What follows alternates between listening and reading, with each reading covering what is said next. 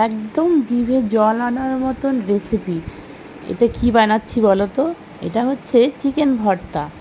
Chicken ভর্তা দিয়ে রুটি, পরোটা, ভাত যাই খাবে তাই ভালো লাগবে। একবার বানিয়ে তো দেখো। কিভাবে বানালাম সেটা বলছি। প্রথমে চিকেনগুলোকে সেদ্ধ করে নিয়েছি একটু গোলমরিচ গুঁড়ো আর লবণ দিয়ে। তারপরে সেটাকে হাড় একটু একটু ছিল সেটা ছাড়িয়ে নিয়েছি। তারপরে তেলের মধ্যে গোটা গরম মশলা, তেজপাতা ফোড়ন দিয়ে পেঁয়াজ কুচি, একটু টমেটো কুচি ফোড়ন দিয়ে লাল করে ভেজে নিয়েছি।